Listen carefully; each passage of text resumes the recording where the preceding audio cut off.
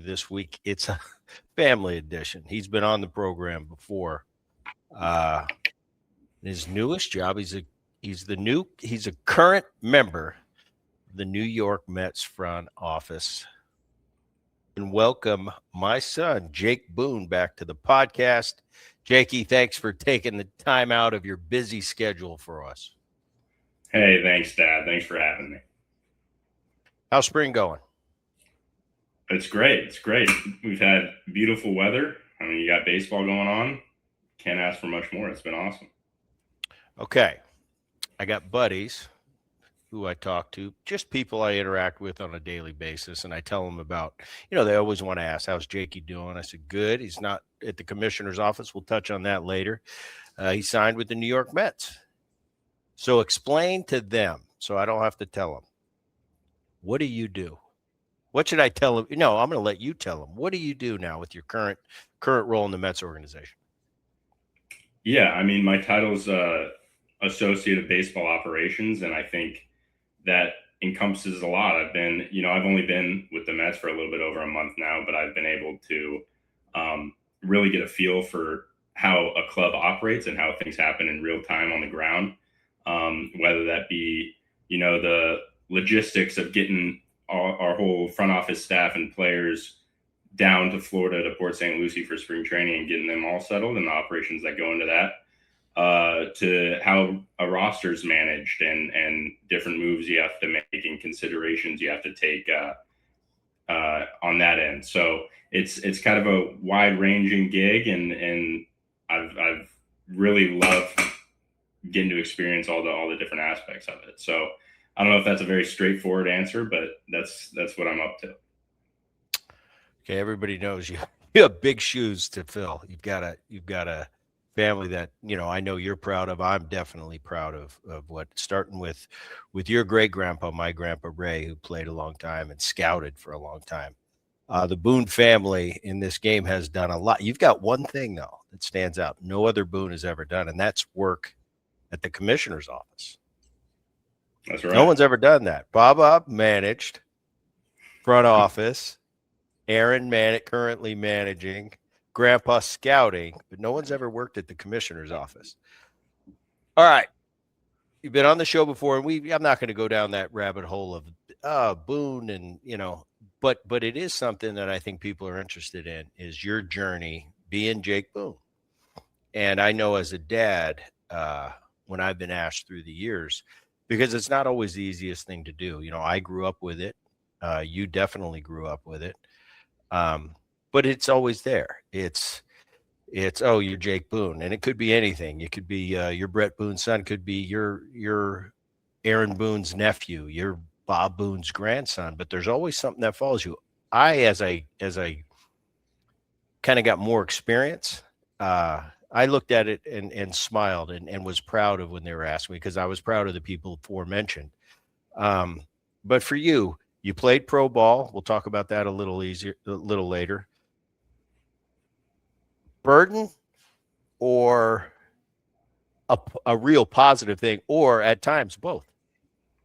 Yeah, I think to your point, I guess it can be a little bit of both. I think the most obvious part of it, especially, coming up through college and then, getting my chance to play some pro ball, and whether I was interviewed for, local news stories or what have you, it seemed like every time anybody wanted to talk to me, first question I got was, what's it like, being in the Boone family? And do you feel any pressure because you're in the Boone family? And I think over the years, I developed a pretty good answer, which is, of course, there's some pressure because of, everything you mentioned and what everybody in our family has accomplished in the game before me. But I always felt I was very lucky growing up in the game, because I was allowed to fall in love with the game because I loved the game. And I never felt, pressure from you or Uncle Aaron, Uncle Matthew, Baba. Nobody ever felt like, it never made me feel like, Jake, you have to pursue baseball and you have to play this game. It just felt very supportive, and everybody wanted the best for me. And if I wanted to talk hitting, we talk hitting. If I wanted to talk defense, we talk defense. But it was never, never had those nightmare car rides that you hear of sometimes. I don't remember you ever getting on me too hard. I think, most of the time it was fight a rough game, maybe an offer with a couple Ks. Probably get in the car and you'd look at me, say, "Yeah, you swung it really well today, huh?" And then we kind of laugh, and that was it. That was kind of the extent of that pressure from you guys. So, like I said, growing up, of course, there's some inherent pressure, but I was lucky enough to not feel it from the family itself. So, Well, I made it when I retired and I came home and I coached a couple of your teams. I always, I learned that from your grandpa, my dad, because, you got to spend a little bit of time at the end of my career. But I think I retired when you were 6 or 7 years old. Whereas Grandpa, Bob, Dad, see, this is a weird thing for me because I call him Grandpa to you, but he's Dad to me. So I don't want to confuse the audience. But he played until I was in the minor leagues. I was in the minor leagues and Grandpa was still in the big leagues. So he never got to see me play that often. But the times he did, I was so appreciative because he'd come to my high school game. If it was just that rare occasion where I had a game in the afternoon, he happened to have an off day and be in town, he'd pop in, and it was a big deal. It's a big deal when a current big league player comes to watch their son play. Everybody's going to talk about it. As much as I loved having my dad there, I'm like, oh, it's going to be a little bit of a deal because, he's the Angels catcher and I'm playing in Orange County. It was almost easier when he wasn't there. But I really did, like you were talking about, that didn't just come organically. That came through Grandpa and the way he raised me and the way he behaved. It was never right after the game, grab you, what do you think of doing this? It was get in the car, ride home, let me detox from whatever that game. And some games were great. When you go 3 for 4 and you hit a homer, you want to talk to your dad. Hey, wasn't I great today, Pops? Yeah, you were.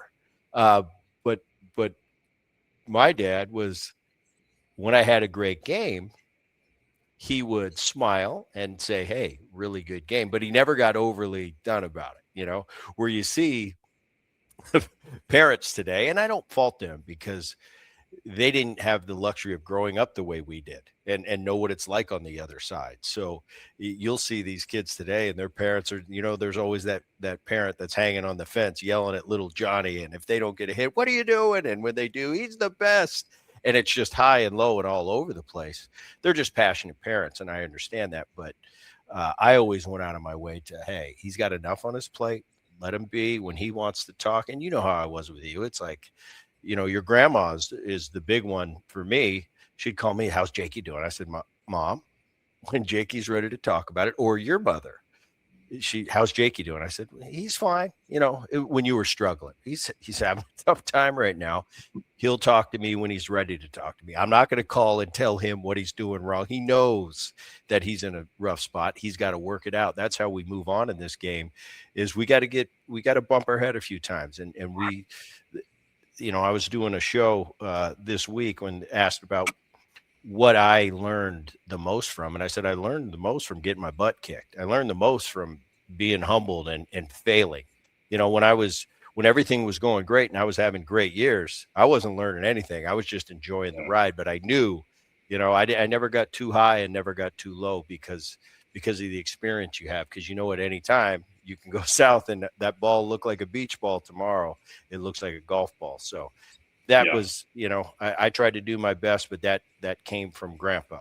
All right. As we mentioned, Jakey Boone went to Princeton, which he has bragging rights in the family. Him and his grandpa like to argue who's smarter, the Stanford grad or the Princeton grad. And then there's Aaron and myself, his sister, Savannah. We all went to USC, but we're kind of down on the totem pole as far as academics. So we don't really get into the conversation. Anyway, Jake, Princeton grad, signed with the Washington Nationals, went on, played 3 more years of indie ball, and decided that you were going to start your career on the other side of the ledger and the kind of the suit side, I like to call it. Where now, instead of going to the ballpark with your uni on, you got probably a pair of golf pants. I'm just projecting here. I'm pictured. You probably got a pair of golf pants on, maybe a nice collared shirt. You walk around with your credentials around your neck. That's the way we roll. But I'm very proud of you. A lot of quarters in here. Quarters. Yeah. And by the way, Jake is the fashion guy in the family. He won't say it here because he feels bad for me, but he's not really keen on my fashion. I look to Jake when I try to find out what's cool to wear and what's not cool to wear. All right. So you got through pro ball and you take an intern job. I remember the day you called me. You said, Dad, I don't know where I'm going. I don't know what I'm going to do, but I just filled out this request to be an intern for Major League Baseball. And I figured, well, Jake knows what he's doing. And I just rolled with it. And next thing you know, you call me, say, I got the job. Good news is I got the job. Bad news is I'm paid hourly and I got to live in the city of New York. But I knew it was a great stepping stone for you. Working at the commissioner's office, Rob Manford, being the head guy there. I knew you were doing some cool stuff this offseason when it came to arbitration, getting prepared. You probably were like a Swiss Army knife there, doing a lot of different things. We talked about the Mets briefly right now. We're going to get into that more. But tell me a little bit what that job with the commissioner's office entailed. You got to give me, when I came to town last year, you gave me a pretty cool little tour of your building. I got to go into the umpires where every game, when there's a challenge, the umpires' rooms was in Jake's office where he worked. And I got to sit in there and kind of look how the sausage was made behind the scenes. It was pretty cool. Give me a little look into your commissioner's office experience and what you did there. Yeah. Well, like you said, when I kind of came to the conclusion that my playing days were done, I saw that posting it was actually a former player internship. So they were actively seeking guys who had played some pro ball, who kind of wanted to get into this side of the game. And like, I filled it out. And kind of at the start, it was a very general role in the baseball ops department at MLB. And like you said, I got exposed to a lot of different things.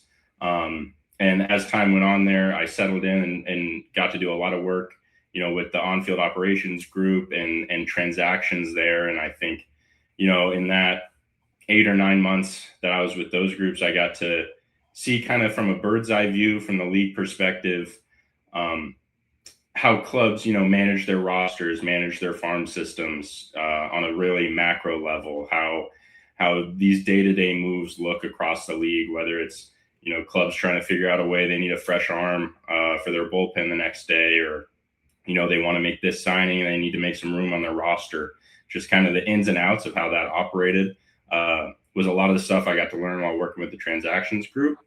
And then I was lucky enough, I got the opportunity to, like you mentioned, I worked in supporting the group there that works on arbitration. And I got a great look into how that whole system works. And I found that fascinating, just how the system operates and how these deals come to be. So my time at the commissioner's office, I think, whenever I get to talk about it, it was like, I couldn't have asked for a better place to start coming out of my playing career as just a place to learn about this side of the game. And honestly, the chance to learn about everything that goes into the business of baseball and like I said, on the macro level, just how everything operates behind the scenes has been awesome. And it's continuing now, on the club side. Well, you're telling them all about the fun stuff you got to do and the important stuff. Tell them about the phone calls I used to get. Not only were you in charge of that, but you're like, Dad, how are the cages? Are they up to snuff? That was a part of that commissioner's job, commissioner's office job. Yeah, I think that kind of baked that into the, macro level behind the scenes, what's going on. I think, part of my job was making sure that when clubs came on the road to different ballparks, making sure everything was all set up for them there. So when you were the hitting coach, it was making sure that the cages that you rolled into, whether it be, in LA or Cincinnati or wherever, you got the balls you needed, all the machines are working properly so that your guys could get the work in that they needed to. Just compliance stuff like that, stuff that, when you're playing, you don't really think about that kind of stuff that necessarily goes into it. And then you kind of see the importance of how that all works together to make sure everything runs smoothly. So, sometimes not the flashiest stuff, but stuff that's important nonetheless. Tell the audience too, how many times when you called me and said, Dad, are the balls good at the cage? How many times did I give you a straight answer? Or did I have to yell to JV or Seth, who are the hitting coaches I worked with in Texas? Are the balls good? Yeah, Booney, they're great. All right. And I'd say, yeah, Jake needs to know if the balls are up to snuff. That's right. I mean, it didn't seem like there were a lot of problems. A lot of clubs are really good at it. Make sure everybody got their new balls, machines are working properly, good to go. I mean, it's amazing how it's changed as much just from when I was in the game.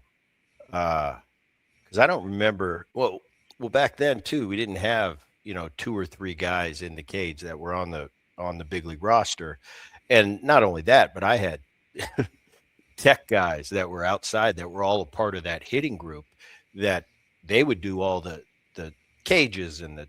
It seems like when I played, it was me and the hitting coach, and if the machine was broken, I had to get out my tool bag and fix that sucker. Now I've got the commissioner's office calling. That's what I used to tell these guys. I say, you guys are so spoiled, you don't even know it, the current player. But no, it's pretty cool. It's much more efficient. And I think as the game goes on, there's a lot of changes and you don't love every one of them, but I think the efficiency and how it's run from top to bottom now is pretty awesome. Something that I don't say it's different now. I kind of envy it. Like, wow, this would be cool when I was playing if we had this, but that's how the game's going. It'll probably continue to get better and better and even more efficient. Okay. You're now with the Mets. And I was with you on that journey talking to you about how you got there. Tell the audience how did that process work and how did you get to the final stage where you signed with the Mets?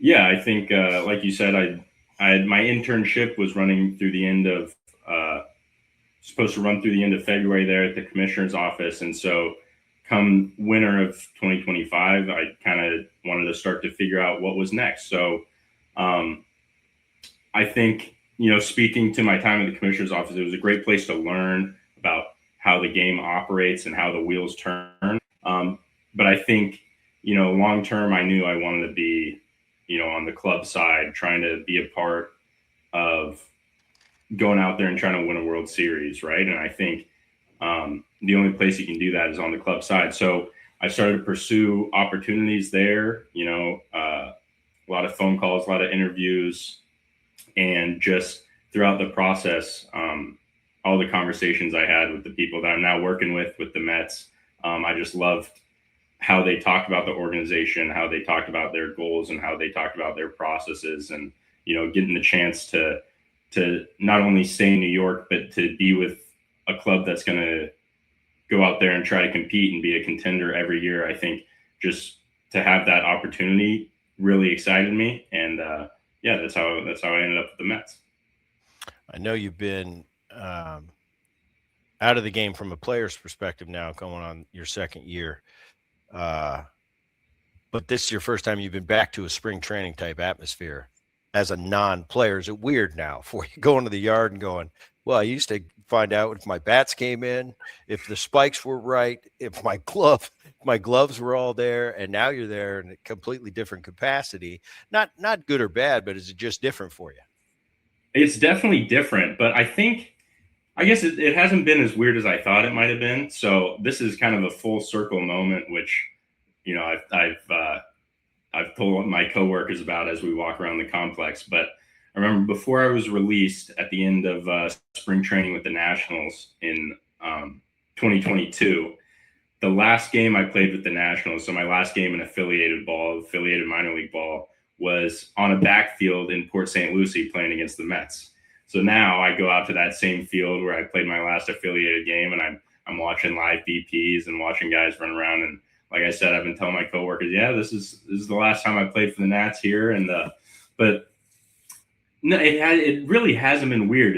I've just been soaking in the chance to, and I love spring training, and I love there's something about spring training that the regular season, for all it brings, spring training just has a different vibe. It's a little, the fans are right up on the fence. It's just a little more, not lax, but informal, I'd say. And it's just kind of pure baseball. So I've been loving it down here. It hasn't been too weird. It's been great. Yeah, I do. And I'll tell you, when I retired, I didn't miss the game. I didn't miss chasing that breaking ball off the plate. But when spring would roll around every year, especially those first couple years out of out of the game, I really miss spring. It's like my body told me I'm supposed to be going back to work now. And when you retire, you don't go back to work. And it was kind of strange for me. Get over it after a while, but those first couple of years, it's kind of like you look around like, well, what do I do now? I'm supposed to go to spring. I'm supposed to take that, if you're in Arizona, I'd take that drive across the desert and get ready for whatever this year had in store. But yeah, you definitely miss that, and it's cool you're back in a different capacity and in the front office side, but nevertheless, it's that spring vibe. Just your past 2 years being involved in the game, watching the game, where do you see it going? Where do you see this game going in the next 10 years? What's it look like? AI, stats, how we seem like every year we get more deeper into stats, deeper into analytics.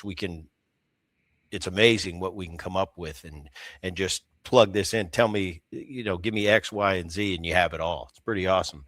Where does Jake Boone see the game going, progressing in the next 10 years?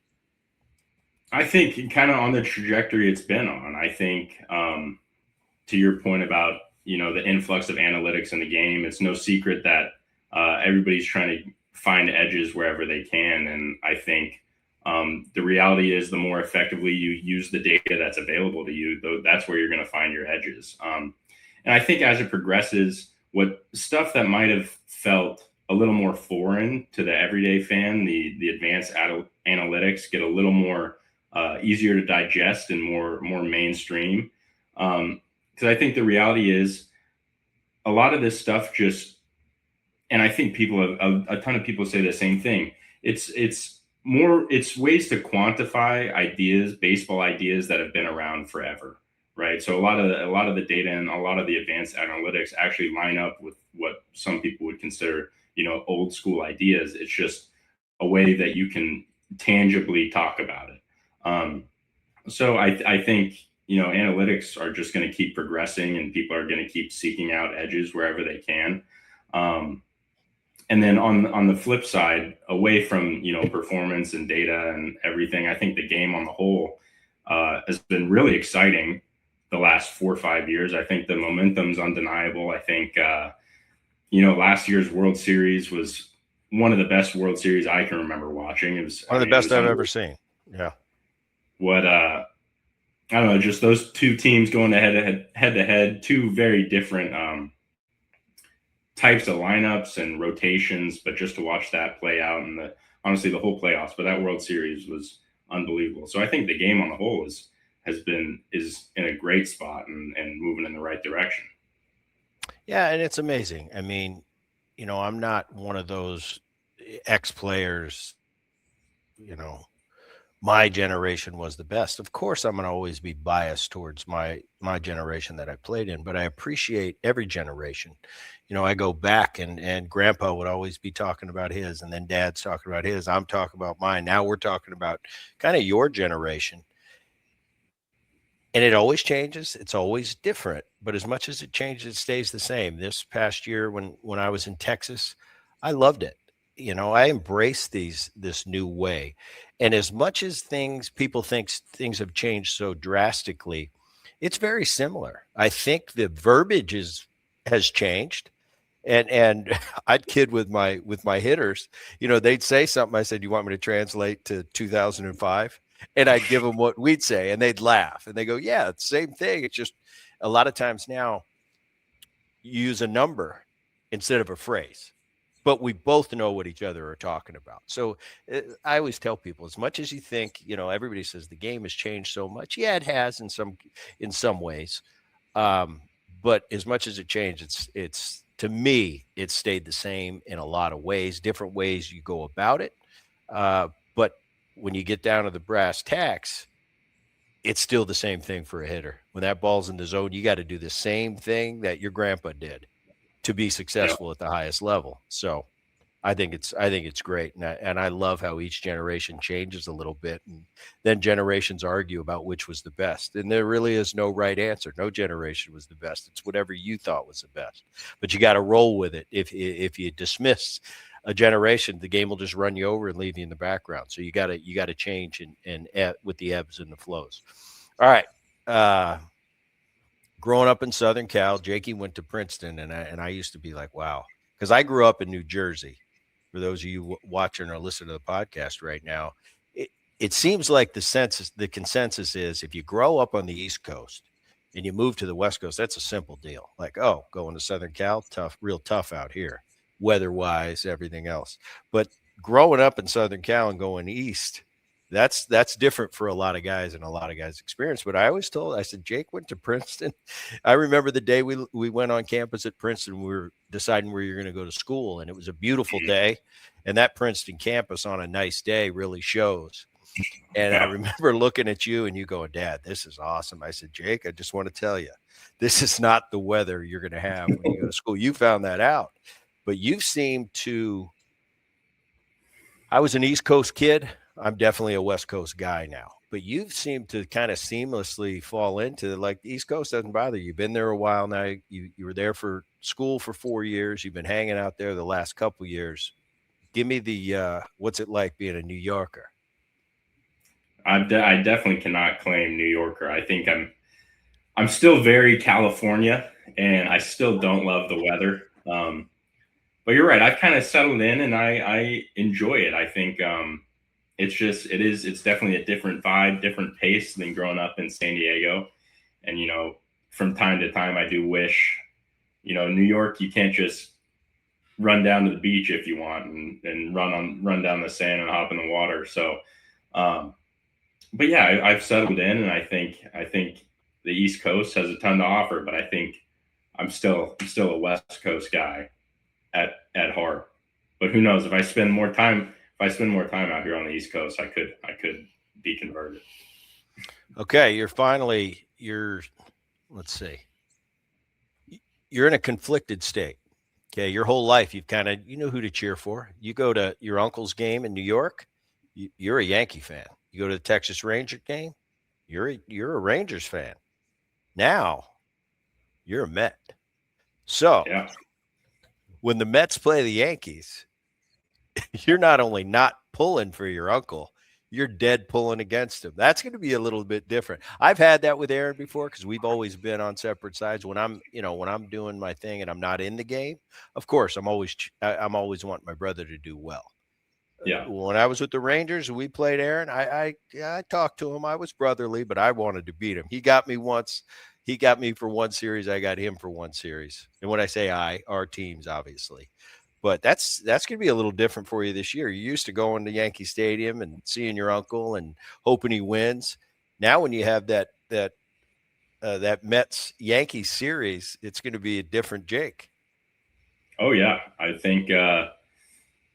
Yeah, to your point, I've never really had to go against anyone in the family to this point, but now you're right. When we face the Yankees, I want us to kick their butts. I want to go out there and smoke them. So, obviously want the best for him and his team, but when it comes down to it, I'm a Met. I want the Mets to win. How about this? You've always been on somebody else's pass list. Dad, can I get some tickets? Arnie, can I get some tickets? Now, are you ready for the day coming where you might have to put your dad on your pass list? Yeah, I mean, if I can pull it off, maybe I could hook you up with some tickets. Are you ready for that? It probably won't be anytime soon, but one day I'm going to be like, hey, we can call Jake and get tickets. That sounds weird for me right now. I've never said that before. Yeah, I was going to say, don't come calling too soon, but maybe down the road I could get some tickets. All right, last question. I'll get you out of here. The most important out of the matriarch of the family, that is Grammy Boone. Yeah. Okay. Here's what pissed me off last year. We go to New York early with the Rangers. Not only do we lose the series, they sweep us 3 games. And I'm not very happy. We're rocky. We're beat up a little bit. Anyway, they come to Texas later in the summer. Aaron's handily in the playoff hunt. I mean, he's 8 games up. Texas, we're fighting for our life. Mom and Dad come to the game, to the series. And I remember Mom staying with me. And I remember we won game 1. And I think the Yankees were struggling at the time, but they were still handily in the postseason. We weren't. We were on the outside looking in. I'm chasing.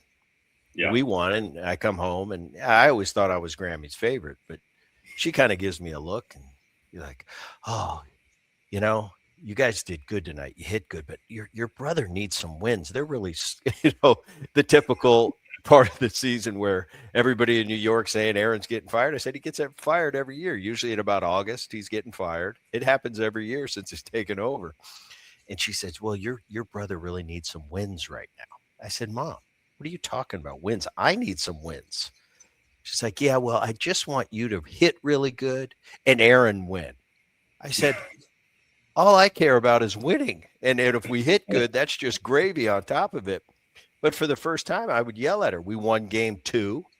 And she was like, Reddy, can you just let your brother win one game tomorrow? They need it right now. They're giving him a hard time in New York. Like I care.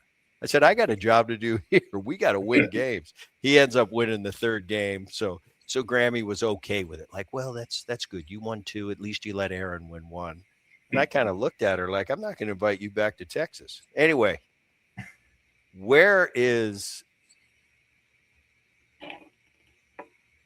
do you rank in Grammy's hierarchy this year for cheering? Let's just say it's Aaron, it's Yankees, Mets, or it's and I'll mention Nick Allen who's my son-in-law, plays for the Astros, who is Grammy's favorite, which is Savannah, my daughter, her husband. So where are you going to rank in the Aaron, Jake, Nick Allen, which is Nick Allen / Savannah, who thinks she would be in the big leagues if she was a man? Where do you rank in that hierarchy? I think I might lead the pack. I think Grammy. What are you talking about? She was cheering against me to win because I was only the hitting coach. Yeah, but I think I might lead the pack. No, I'm saying, okay. I think she's a Mets fan. Mets are playing the Astros. Who's Grammy secretly? She'll never admit who she wants you. She wants you to do really good. I think she wants Nick to get hit. To get a couple knocks, and the Mets win the game. Okay. Now let's move it to New York. Yankees, Mets. Tougher, but I think I'm going to wishful thinking. I think Grammy's going to be pulling for the Mets. Wow. So you're going to turn her from a Yankee to a Mets fan. That's impressive. The plan. If you can do it, I'll be the arbiter on that. All right, Jakey Boone, thank you for coming on. I know you're busy. I'm proud of you. Miss you. I'll see you soon. But this was fun. This was fun catching up. For those of you watching the Bret Boone Podcast now, it is on YouTube. For those of you listening to it, you download it on the Odyssey app or wherever you get your podcast, wherever you download your podcast. And until next time, keep it there.